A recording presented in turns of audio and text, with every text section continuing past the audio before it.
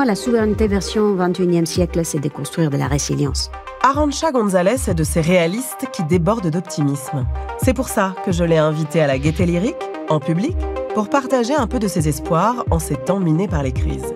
Arantxa González est économiste. Elle a été ministre des Affaires étrangères, de l'Union européenne et de la coopération dans le gouvernement espagnol de Pedro Sánchez entre 2020 et 2021. Elle a occupé de nombreux postes de direction pour les Nations Unies et à la Commission européenne. Et elle est aujourd'hui la doyenne de l'École des Affaires internationales de Sciences Po. Elle m'a raconté comment les crises ont façonné l'Union et en quoi son adolescence dans une Espagne en pleine transition démocratique a forgé sa vision du territoire. L'antidote, c'est toujours et toujours plus de construction, plus d'intégration européenne pour mieux nous défendre face aux nouvelles menaces. Pour elle, l'Europe est dans l'œil du cyclone.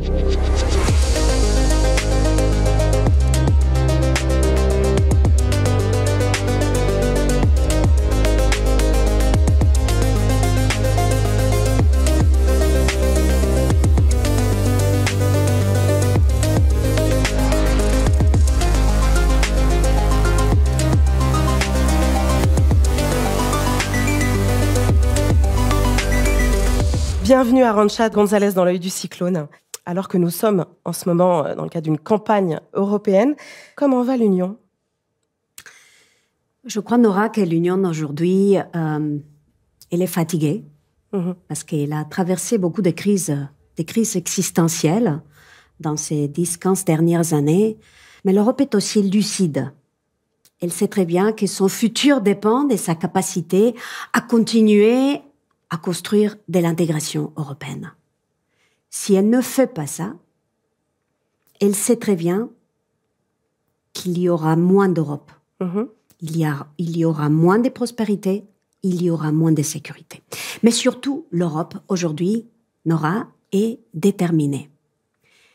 Les derniers sondages des Européens nous disent que 7 Européens sur 10 pensent que l'Europe c'est un espace de stabilité dans un monde turbulent. Donc voilà les éléments, les ingrédients avec lesquels il faut bâtir cette nouvelle étape de la construction européenne. Alors, je le disais, depuis les années 50, les crises n'ont pas manqué. Malgré cela, elles continuent. Malgré tout, les institutions communautaires sont toujours là, même si elles peuvent paraître parfois affaiblies. Diriez-vous, comme le disait Jean Monnet, qu'elles se renforcent dans les crises ?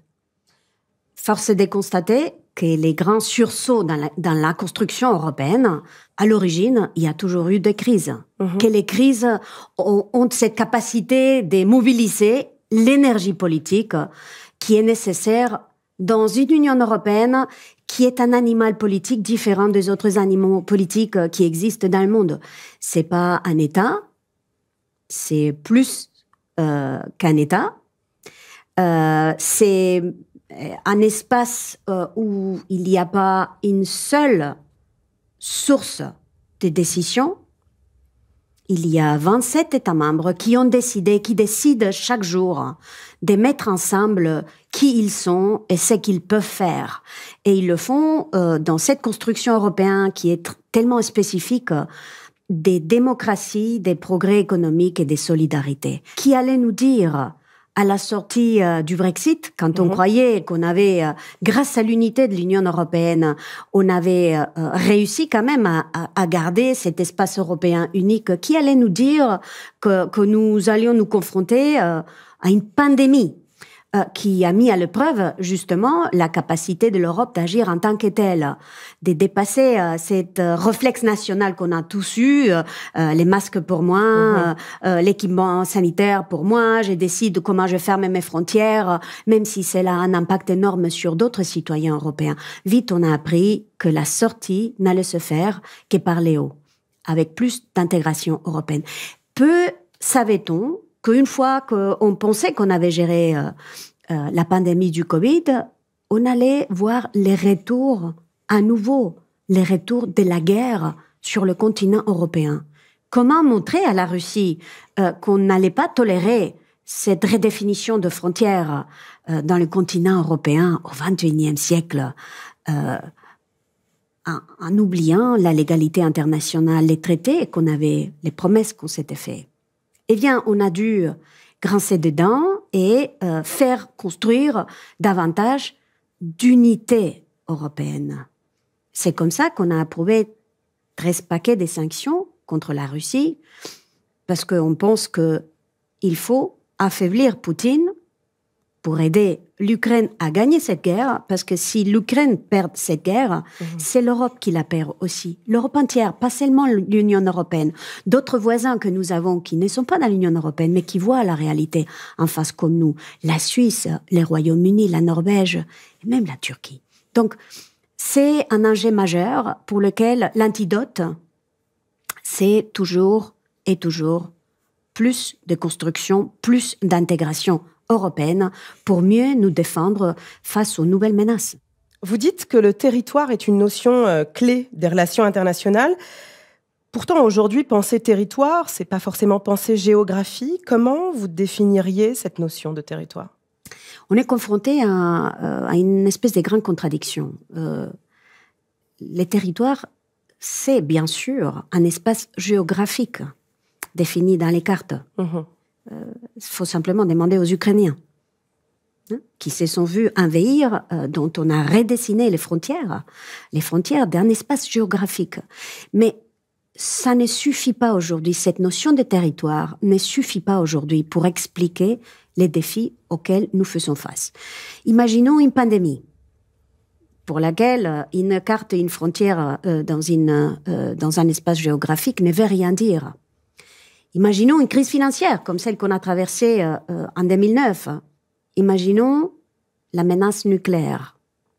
Donc, il y a aujourd'hui la nécessité de marier les territoires comme espace géographique avec les territoires comme un espace d'intérêt et de valeur où le plus important, c'est gérer les interdépendances, construire des alliances.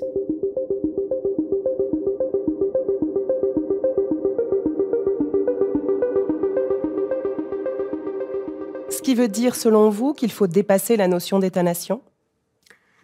Quelque part, on l'a déjà dépassé en Europe. Mais on l'a dépassé par les hauts, pas par les bas. On n'a pas détruit les États-nations. C'est les États-nations qui ont décidé de partager des morceaux de leur souveraineté parce qu'ils savent qu'en faisant cela, ils protègent mieux leurs citoyens. Alors la question qui se pose aujourd'hui, au XXIe siècle, c'est comment est-ce qu'on protège les Européens de la meilleure manière. Comment est-ce que la France peut protéger les Français, l'Espagne les Espagnols, l'Italie les Italiens, et ainsi de suite à 27. L'exemple le plus récent, c'est de emprunter ensemble. C'est une ligne rouge qu'on n'avait jamais n'aura dépassée.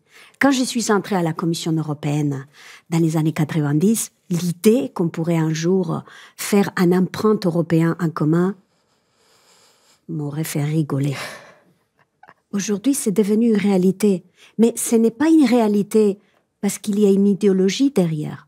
C'est parce que nous avons appris que c'est la manière de nous permettre de faire des investissements en commun de la manière la plus efficace possible. Et c'est cela, l'intégration européenne ? C'est cela, l'Union européenne. Alors maintenant, la difficulté que nous avons, Nora, c'est que nous devons faire face à tous ces domaines dans lesquels cette intégration n'a pas pu avancer à la même vitesse. Oui. Et comment ça se matérialise concrètement, justement ? L'intégration nous a donné de la protection et de la compétitivité. La manque d'intégration aujourd'hui dans les marchés de l'énergie, dans les digitales, dans les marchés des capitaux, nous empêche d'être compétitifs. Aujourd'hui, l'épargne est à l'échelle nationale. C'est à l'échelle autrichienne, à l'échelle italienne, à l'échelle slovène, à l'échelle croate.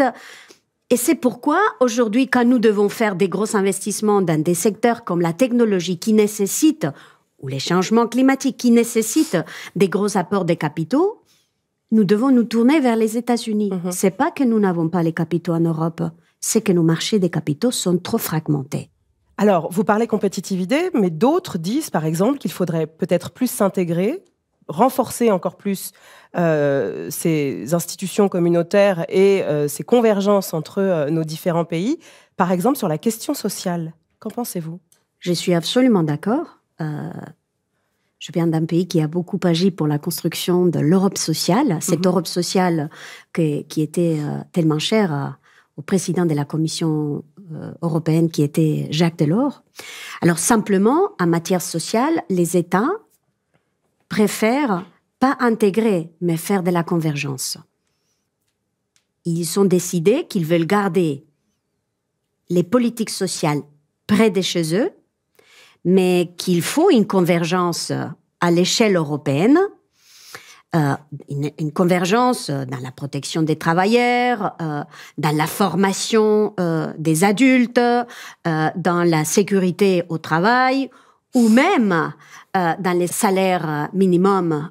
On n'a pas un SMIC en Europe, mais nous avons un accord pour faire converger les SMIC nationaux par les hauts, plutôt que de nous faire la concurrence par les bas. Donc, bien sûr, Nora, que l'Europe sociale est indispensable à cette construction européenne, à cette compétitivité européenne, parce que revenons aux fondamentaux. L'Europe, c'est la compétitivité, la solidarité et la démocratie, les trois.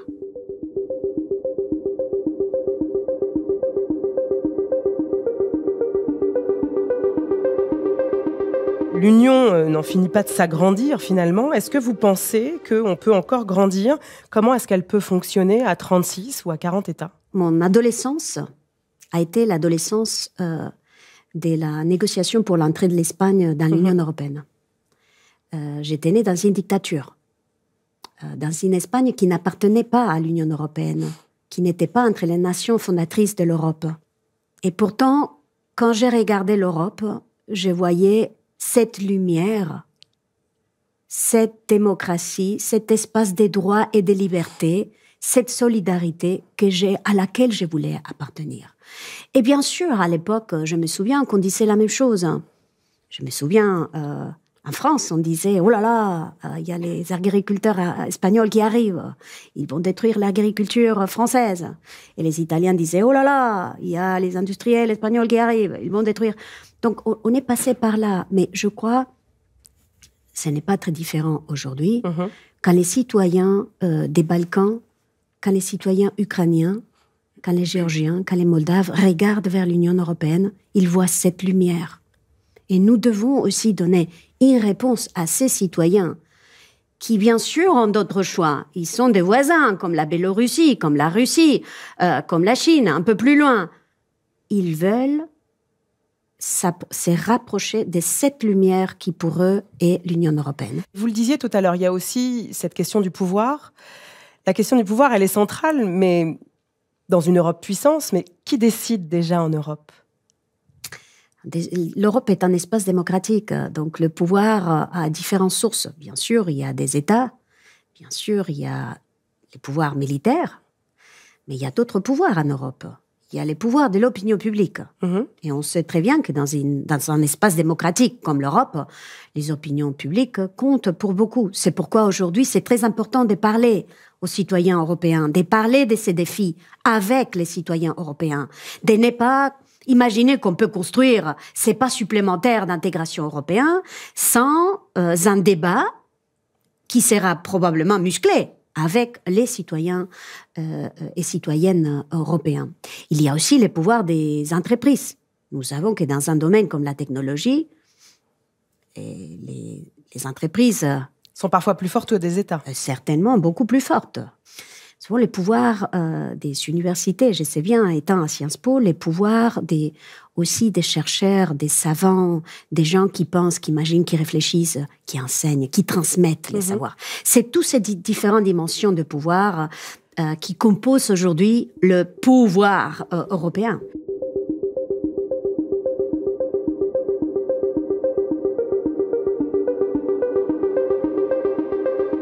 Mais comment est-ce qu'on peut penser la souveraineté avec cette multiplicité d'espaces de pouvoir ? Pour moi, la souveraineté version 21e siècle, c'est de construire de la résilience, de construire la capacité, la flexibilité, les mécanismes d'adaptabilité à ces mondes qui est en mutation constante. Ça doit être la force de tous ces pouvoirs travaillant ensemble. Oui, mais comment on fait concrètement ? On les fait, on est en train de le faire. Nous sommes un exemple de comment on gère l'interdépendance entre Européens. On a su que le moment où la Russie a envahi l'Ukraine, les prix de l'énergie ont flambé.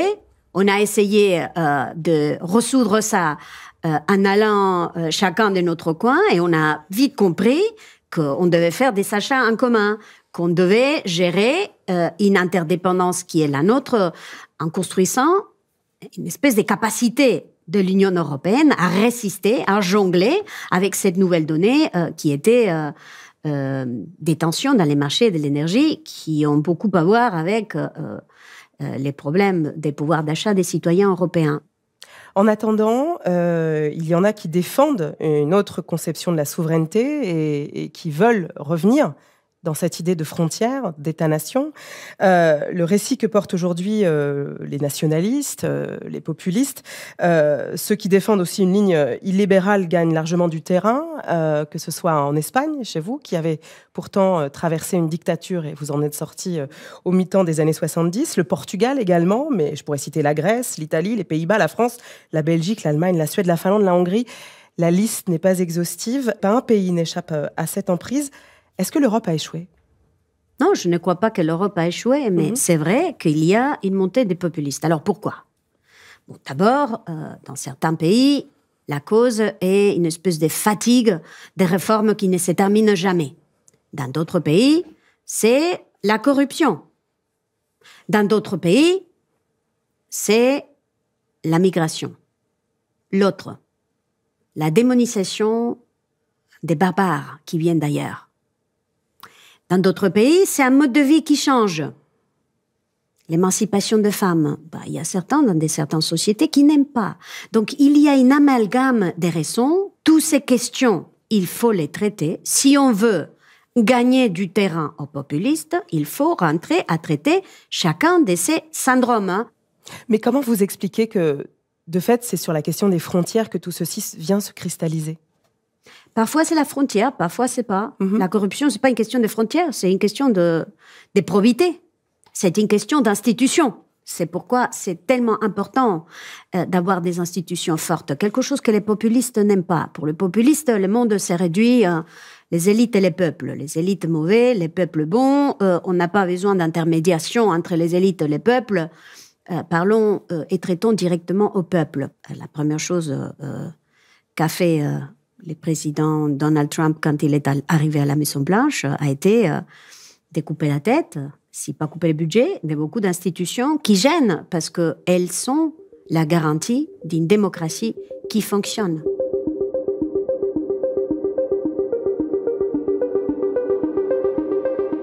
Il y a une question qui est centrale, c'est la question migratoire. Et elle pose à la fois des enjeux aux Européens, mais aussi la question des valeurs et la question de l'identité. Vous le savez, la Méditerranée centrale est devenue la route la plus mortelle du monde. Est-ce à dire qu'aujourd'hui, c'est la ligne de Viktor Orban en Hongrie qui a gagné en Europe? Il ne faut pas laisser les terrains de la migration simplement aux populistes qui veulent agiter la peur. Mais regardons la réalité en face. Nos sociétés sont diverses. La France est diverse, l'Espagne est diverse, l'Italie est diverse. Déjà, moi-même, je suis une immigrée ici en France. Mais il faut accepter de débattre de ces questions. On peut commencer par les chiffres. Il y a en Europe 24 millions de non-européens. 24 millions. Sur 500 millions. C'est 5% de la population. Bon, commençons par ça. Après, on peut ajouter ceux qui sont européens, qui habitent dans d'autres États membres de l'Union européenne. Ça arrive jusqu'à 12%. Après, on peut dire, regardons la démographie en Europe. C'est un peu, regardons ce qui se passe de l'autre côté de la Manche. Et la manière dont ces débats de la migration a caché un problème des main-d'œuvre dans une économie qui nécessite de cet apport de main-d'œuvre. Donc, regardons notre démographie. Alors, le choix aujourd'hui, Nora, en Europe, c'est pas entre migration oui ou migration non. C'est de quelle manière on va organiser cette migration. Sauf que cette question identitaire, on voit bien que ce n'est pas parce que les populistes s'en emparent ou les partis d'extrême droite xénophobes qu'elle n'est pas centrale dans la plupart des pays européens, dans le débat public, y compris dans des partis, dans les champs politiques qui n'auraient pas cette vision-là. Mais la question identitaire ne se résume pas à la migration. Vous savez aussi, une question identitaire dans les traitements des personnes LGBTIQ. Vous avez aussi des questions identitaires, moi je sais très bien, parce qu'en Espagne, en l'occurrence, il y a les populistes d'extrême droite font de l'émancipation de femmes une question identitaire. Donc les questions identitaires ont été prises par des populistes, la peur a été agitée, donc il faut organiser la contre-offensive. Regardez comment ils ont fait en Pologne. Les sujets des droits des femmes, et notamment les droits à l'IVG, en Pologne, c'était un élément central de la dernière élection, où il y avait des populistes, des droites, qui disaient « pas question ». Eh bien, les femmes se sont mobilisées, elles sont allées voter, et ils ont changé les gouvernements. Donc, oui, bien sûr qu'on peut prendre toutes ces questions identitaires, mais c'est quoi la démocratie ? La démocratie, c'est la protection de tout le monde, la protection aussi des minorités. Hélas, il y a des minorités qui, dans nos sociétés, sont des majorités, comme les femmes. Si on veut continuer à être des démocraties, moi, franchement, je préfère vivre dans une démocratie, je crois que vous aussi, il faut organiser la contre-offensive. Il faut se battre pour ce qu'on croit. On aura l'opportunité et l'occasion de le faire lors des élections européennes d'une manière assez claire et nette. Faisons un peu de prospective. Si les nationalistes l'emportent, à terme, est-ce que c'en est fini de l'Union européenne ? L'Union européenne sera ce que les citoyens européens veulent qu'elle soit.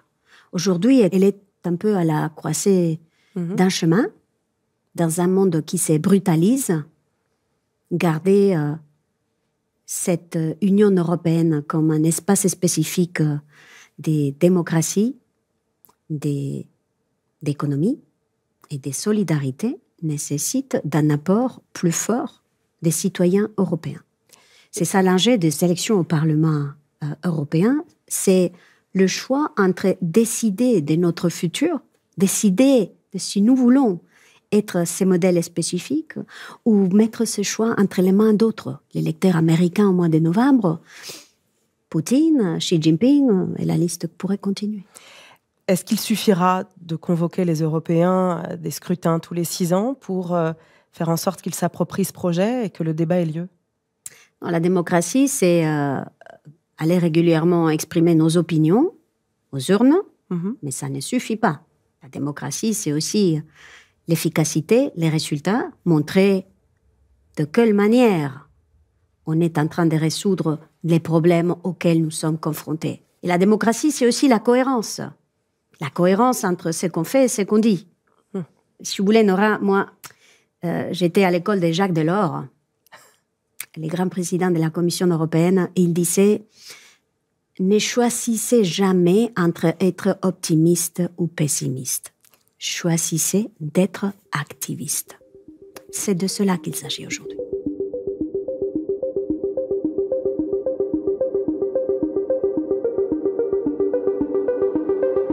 Merci Arantxa González. Et tout de suite, on va passer aux questions du public, à vos questions.